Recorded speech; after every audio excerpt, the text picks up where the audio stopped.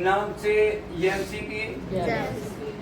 आइए हम परमेश्वर के वचन की ओर देखेंगे। वचन संहिता, हिंदी में वचन संहिता और पंजाबी में जबूरों की पोथी। वचन संहिता 51 उसकी 7 आई की 7। आइए हम पढ़ेंगे, अगर को साथ देगा। जूफे से मुझे शुद्ध कर, जूफे से मुझे शुद्ध कर, तो मैं पवित्र हो जाऊंगा। तो मैं पवित्र हो जाऊंगा। मुझे धो, और मैं हिम से भी अधिक सवेत हो जाऊंगा। अधिक श्वेत हो जाऊंगा। मुझे हर्ष और आनंद की बातें सुना, जिससे जो हड्डियां तूने तोड़ डाली हैं वे मगन हो जाएं। अपना मुख मेरे पापों की ओर से फेर ले, और मेरे सारे अधर्म से कामों को मिटा डाल। हे परमेश्वर, मेरे अंदर शुद्ध मन उत्पन्न कर, और मेरे भीतर स्थिर आत्मा नए सिरे से उत्पन्न कर। आमीन। परमेश्वर का वचन पढ़े, सन पर बरकत आशीष मिले। आइए हम प्रार्थना करेंगे। हम अपने सिरों को झुकाएंगे, आंखों को बंद रखेंगे, हृदयों को नीचे रखेंगे। हालेलुया। धन्यवाद प्रभु यीशु मसीह, हम आपका शुक्र करते हैं और करते ही रहेंगे। इस वचन को जो तुम्हारे मुख से निकला है हमें दिलासा और तसल्ली देता है। तूने कहा अगर आप हमसे मांगोगे तो मैं तुझे दूंगा। हम आपसे जो मांग रहे हैं प्रभु, वो आत्मा के मुताबिक तुम्हारे वचन को मांग रहे हैं कि तुम्हारा वचन हमारे दिल की चौकसी करे, क्या हम कोई पाप ना करें। जैसे आपने अपने नबी जो राजा भी वक्त का तूने बनाया था दाऊद, उसके माध्यम से जे हमें जो वचन बताया है, हम इन पर विश्वास करते हैं क्योंकि तुम्हारे मुख से निकला हुआ जो वचन है। कृपा कर और दया कर प्रभु, हमें ईमान और विश्वास है कि हमारे लिए इसलिए आपने एक नबी भेजा जो इन सब बातों को जो संपूर्ण है हमारे ऊपर प्रकाशन करे और तुम्हारा वचन हमारे ऊपर प्रकट करे, क्योंकि वो आपके द्वारा भेजा गया हुआ नबी है। हम उसे कबूल करते हैं तेरे यीशु मसीह के नाम से। प्रभु हमें सुनने के लिए, समझने के लिए, विश्वास करने के लिए, उस पर चलने के लिए, बस इसी प्रकार दाऊद की तरह हमें नए सिरे से स्थिर आत्मा बख्श कि हम कैसे चलें, किस प्रकार चलें और हम तुम्हारे पास किस तरीके से पहुंचे। ये हमारी इच्छा है। यदि हम अपनी इच्छा को पूरा करना चाहते हैं, इनसे पहले कि हमारी इच्छा पूरी होए, कि हम तुम्हारी इच्छा को पूरी करें, तुम्हारे मन बाता बलिदान दें। कृपा कर प्रभु, या हमें ये आवाज तुम्हारी आ रही है प्रभु, सबको बड़ी बरकत और आशीष देना, और यूपी के भाई बहनों को सबको बड़ी बरकत देना जो इस वक्त मोबाइल के माध्यम से तेरी आवाज को सुन रहे हैं। इस पंजाब की कलीसिया में से सब तुम्हारे बच्चों को तेरे हाथों देता हूँ जो तुम्हारी आवाज को सुन रहे हैं। वहां तक जहाँ भी तुम्हारी आवाज जाए, देशों प्रदेश, सबको बड़ी बरकत देना प्रभु, और देना। और प्रभु हमें कुछ नहीं चाहिए, सिर्फ केवल हम ये चाहते हैं कि तुम्हारा राज्य है। ये प्रार्थना तुम्हारे जीवित बेटे प्रभु यीशु मसीह के नाम से मांगते हैं। आमीन। परमेश्वर का जो वचन है वो इंसान कभी भी अपनी सोच और विचार और अपनी समझ से, मैं बार बार यही कहता हूँ और कहता रहूंगा, अभी तक अगर हम परमेश्वर से समझ मांगते हैं तो इसका मतलब ये निकलता है कि आप लोगों को अभी तक समझ मिली ही नहीं है। अगर आप समझ मांगते हैं तो विश्वास कब कब करेंगे आप? क्योंकि समझ नाम की कोई भी चीज ऐसी नहीं परमेश्वर ने लिखी, समझ ऑलरेडी हमें दी गई है। क्या आप लोग ये नहीं जानते कि प्रभु यीशु मसीह हमारा मुक्तिदाता है? क्योंकि हमें समझ है कहां से मिली? परमेश्वर। परमेश्वर के जैसे यशायाह नबी की किताब में 11 चैप्टर में बताया गया है, परमेश्वर के 7 आत्मे इस पृथ्वी के ऊपर क्या करते हैं? घूमते हैं। अगर देखा जाए तो यिर्मयाह नबी ने इसकी भविष्यवाणी की कि परमेश्वर की 7 आंखें इस पृथ्वी के ऊपर भाग रही, और ये सब बात आप लोग समझते हैं, वो 7 आंखें 7 दूत है, 7 कलीसिया के 7 दूत। अभी समझने का समय नहीं है, समझ ऑलरेडी हमें दे दी गई है। क्योंकि बिना समझ के हम कभी भी ये नहीं कह सकते कि प्रभु ने हमें समझ नहीं दी। समझ ऑलरेडी हमारे पास है, पर समझ से बात नहीं बनी। अब समझ की नहीं, विश्वास करने की जरूरत है। जब तक आप विश्वास नहीं करते तो आप धर्मी नहीं ठहराए जा सकते। क्या आप समझते हैं? हालेलुया। हालेलुया। विश्वास करने से आपका ईमान बढ़ेगा।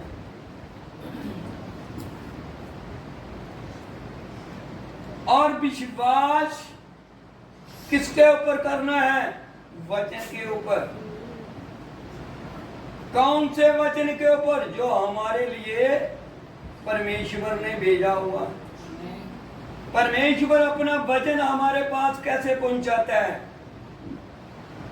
मान लो एक दृष्टांत के रूप में अगर हम आप लोगों को एक बात बताएं कि बेशक हमने या अमेरिका या ऑस्ट्रेलिया या किसी विदेश से या किसी भी स्टेट से कोई चीज मंगवानी है, तो मंगवाने के लिए एक ही चीज होती है, पार्सल। कैसे किया जाता है? Courier right. समझ लगी आप? डाकिया देने के लिए आता है, डाकिया। एक वक्त था, एक समय था, तो उस वक्त डाकिया की बहुत कदर होती थी, इज्जत होती थी। आज डाकिया को कौन पूछता है? कोई पूछता? कोई किसी की चिट्ठी की उम्मीद करता है? नहीं करता। किसकी उम्मीद करता है? केवल मोबाइल में मैसेज की उम्मीद करता है। क्या आप समझते हैं? हर चीज जो भी संसार के बीच में है, जो हमें दिखाई देती है, उन्हें शैतान के लिए इस्तेमाल मत करो, केवल परमेश्वर के लिए इस्तेमाल करो। हालेलुया। ये जरूरी है। जो भी करो, खाओ, पियो, पहनो, भक्ति करो, प्रार्थना करो, उपवास रखो, कुछ भी करो, यीशु मसीह के नाम से करो। हालेलुया।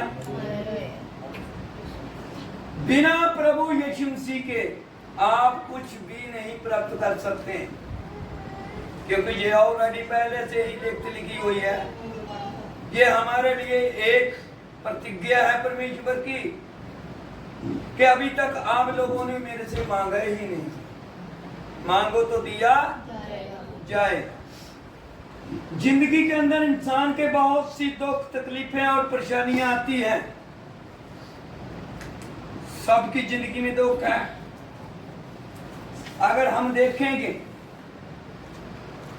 कि जो नबियों के ऊपर मुश्किल आई और राजियों के ऊपर मुश्किल आई, तमाम जितने परमेश्वर के लोग हैं उनके ऊपर मुश्किल आई, चाहे वो धर्मी है या कुधर्मी है, उनके ऊपर मुश्किल आई। लेकिन खुशी इस बात की है कि अगर दुख आए तो यीशु मसीह के नाम के कारण आए, नहीं तो मत आए। अगर हम अपनी गलतियों के कारण हम अपने दुख को किसी के आगे रखेंगे, वो दुख नहीं, मौत है। अगर यीशु मसीह के लिए दुख उठाएंगे, वो मौत नहीं, अनंत काल का जीवन है। हालेलुया। हम मन प्राप्त करने के लिए परमेश्वर की हुजूरी में इकट्ठे होते हैं। जीवन को प्राप्त करने के लिए परमेश्वर के आत्मा की उड़ीक करते हैं। जैसे दाऊद ने कहा, मुझे नए सिरे से स्थिर आत्मा बख्श दे, नए सिरे। तो हिजकियेल को क्या परमेश्वर यहोवा कह रहा है कि मैं तुम्हारे अंदर से पत्थर का दिल निकाल कर मांस रूपी हृदय डाल दूंगा। तमाम चीजें हम नबियों के द्वारा सीखते हैं। तो आज के समय के मुताबिक परमेश्वर जब भी कोई भी हमें भेद की बात बताता है तो अपने नबियों के द्वारा ही बताता है, क्योंकि नबियों के बिना परमेश्वर कभी भी किसी के साथ बात नहीं करता। तमाम ऐसी चीजें हैं, उन चीजों को मत बताओ लोगों के लिए। देखो, दर्शन का देखना, सपने का देखना, तमाम ऐसी चीजों को का देखना, पहले उनको परखो कि ये परमेश्वर की ओर से है या शैतान की ओर से है। आप लोग कभी कभी देखते होंगे कि जो बच्चे हैं जो खेलते हैं, इधर उधर कोई बातें करते हैं, लगातार बातें करते रहते हैं, तो रात को क्या करते हैं, अपने मुंह से निकालते हैं। जब वो निकालते हैं तो हम समझ जाते हैं कि ये हमारे बच्चे ने ये बात दिन के टाइम में कही थी। अगर उसको दिन के टाइम पूछेंगे तो वो कहेगा नहीं मैंने तो ऐसा किया ही नहीं। आप वो मानेगा नहीं, कभी मानेगा, कभी नहीं मानेगा। गलती कब पकड़ी जाती है, वो अपने मुंह से खुद इकरार कर लेता है। कैसे करता है? किसी भी तरीके से परमेश्वर प्रकट करेगा, तुम्हारे मुंह से निकाल देगा बात। हालेलुया। हम देखेंगे जो वचन पढ़ा गया था, एक दफा फिर मैं इनको देखेगा वचन संहिता, हम 51 की 17 आयत पढ़ेंगे, 17 पढ़ेंगे, थोड़ा साथ देने का। अभी 17 पढ़ेंगे, पहले 7 पढ़ा था, अभी 17। टूटा मन परमेश्वर के योग्य बलिदान है। टूटा मन परमेश्वर के योग्य बलिदान है। देखो, मन जब टूट जाता है, ठीक है ना, तो बलिदान देने का भी तरीका है। क्या समझ लगी आपको? आगे, हे परमेश्वर तू टूटे और पिसे हुए मन को तुझ नहीं जानता। देखा, तुझ नहीं जानता। करो, टूटा मन है तो टूटा मन लेकर परमेश्वर के आगे आओ, घुटने लगाओ, प्रार्थना करो, परमेश्वर को पुकारो। वो कभी भी टूटे मन को तुच्छ नहीं जानेगा। अपने वचन के अनुसार, अपने वचन से मेडिसिन लगाएगा, मलम लगाएगा, पट्टी करेगा, तंदुरुस्त करेगा, आपका जीवन सफल करेगा। आप जरा टूटे मन को घुटने के बल लगाकर परमेश्वर से मांग कर तो देखो, देखते नहीं। हम अपने टूटे मन को किसी इंसान के आगे शेयर करते हैं। इंसान के आगे शेयर करने से अच्छा है कि हम परमेश्वर के आगे शेयर करें। परमेश्वर को बताओ, अगर आपको किसी चीज की कोई भी दिक्कत आती है तो परमेश्वर ने आप लोगों के लिए सेवकों को ठहराया कि किसको किस प्रकार किया जाए, क्योंकि परमेश्वर ने कहा है। इसीलिए अगर सेवक भेजे ना जाते तो कीकर प्रचार करते। क्या आप समझते हैं? सेवक के रूप में सेवक को कबूल करो, बेशक वो कोई भी क्यों ना होए, या उनकी पत्नी है, या बच्चे हैं, या रिश्तेदार है, या भाई है, या कोई भी क्यों ना होए। सेवक के रूप में सेवक को कबूल करें। रिश्तेदारी के मुताबिक, शरीर के मुताबिक अगर कबूलियत करना है तो वैसे ही करें, पर सेवक हर वक्त मसीह में रहना चाहिए, हर वक्त वचन में रहना चाहिए। बेले कवेले वो वचन वो करता रहे। जब कोई भी सेवक वचन में बना रहता है, कभी कभी ऐसा दिन आ जाता है। मैं परमेश्वर का धन्यवाद करता हूँ यूपी की कलीसिया के लिए। मैं बहुत खुश हूँ उनसे कि हमेशा वो मुझे मसे में रखते हैं, हर रोज वचन सुनते हैं तो मेरा मसा बना रहता है। परमेश्वर ऐसी कलीसिया सब सेवकों को दे जो सेवकों को मसे में रखते। हमें समय नहीं मिलेगा किसी की बातचीत करने के लिए। जब इंसान वचन से फ्री हो जाता है तो प्रार्थना भी करनी चाहिए। वचन के टाइम वचन पढ़ता है तो वचन पढ़ना चाहिए। सुनाने के टाइम सुनाने का टाइम होता है तो वचन सुनाना चाहिए।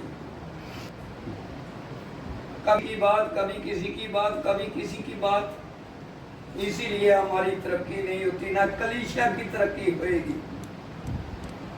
तरक्की होएगी तब होएगी जब वचन के अनुसार, वचन के पीछे चलेंगे तो। क्योंकि परमेश्वर ने कहता है जो तुम्हें वचन सुनाने के बीच में मेहनत करते हैं उनकी सुनो, उनकी मानो। वो किस विध आपको बताते हैं, कैसे बताते हैं। किसी की निंदा तो नहीं करते हैं, अगर करते हैं तो पीछे हट जाओ। क्या गलत बीज तो नहीं बो रहे, पीछे हट जाओ, यानी वचन से पीछे हट जाओ। लेकिन फिर भी सेवक को ना छोड़ो। क्यों? सेवक के लिए प्रार्थना, सेवक के साथ बातचीत करो, सेवक को बताओ आपका अधिकार है। आप लोगों ने भी परमेश्वर के पास जाना है। ये कोई मजाक की बात नहीं है कि जो सेवक कहेगा तो वही मानेंगे, जो वचन कहेगा वो मान। इसलिए हमने परमेश्वर के आगे प्रार्थना कैसे रखनी है, जैसे दाऊद ने रखी। क्या आप लोग समझ गए? जो वचन के मुताबिक था, आप देखते हैं, पढ़ते हैं कि दाऊद ने शरीर के बीच में कैसे काम किए और आत्मा में कैसे काम किए। बेशक उस वक्त या नबी या कोई भी राजा या कोई भी जाजक या कोई भी परमेश्वर के लोग गलती करते थे तो परमेश्वर उनको छोड़ देता था, छोड़ता नहीं था, उनका सुधार करता था। सुधार का मतलब समझते ताड़ना करता था, समझाता था, उनको सोटी लगाता, लाठी लगाता। जैसे परमेश्वर ने दाऊद के जुबानी कहा है, भजन संहिता जबूरों की किताब में 23 चैप्टर में तुम्हारी सोटी और तुम्हारी लाठी मेरे मन को क्या देती है? तसल्ली। क्या आप समझते हैं? कृपया थोड़ा हालेलुया ध्यान। ये देखा है जिंदगी के बीच में कि जब भी कोई मुश्किल आती है, कोई भी परेशानी आती है, कैसे भी दुख आता है, चाहे खुशी है चाहे गमी है, वो सब कुछ परमेश्वर के आगे रखो, क्योंकि परमेश्वर हमारी चिंता करता है, करता रहेगा। लेकिन हम परमेश्वर की चिंता नहीं करते, परमेश्वर करता है हमारी चिंता। परमेश्वर हमें कैसी कैसी कौन कौन सी बातें देता है, कौन सी चीज देता है, कैसे चिंता करता है। आइए थोड़ा देखेंगे, वचन संहिता 23 चैप्टर में देखेंगे और एक, आइए पढ़ेंगे हम। यहोवा मेरा चरवाहा है, मुझे कुछ घटी न होगी। वह मुझे हरी हरी चरवाहों में बिठाता है, वह मुझे सुखदायक जल के झरने के पास ले चलता है, वह मेरे जी में जी ले जाता है। धर्म के मार्ग में वह अपने नाम के मेरी अगुवाई करता है। चाहे मैं घोर अंधकार में भरी हुई तराई में होकर चलूं, तो भी हानि से ना डरूंगा, क्योंकि तू मेरे साथ चलता है। तेरे सोटे और तेरी लाठी से मुझे शांति मिलती है। तू मेरे सामने वालों को सामने मेरे लिए मेज बिछाता है। तूने मेरे सिर पर तेल मला है, मेरा कटोरा उमड़ा रहा है, भरा हुआ है।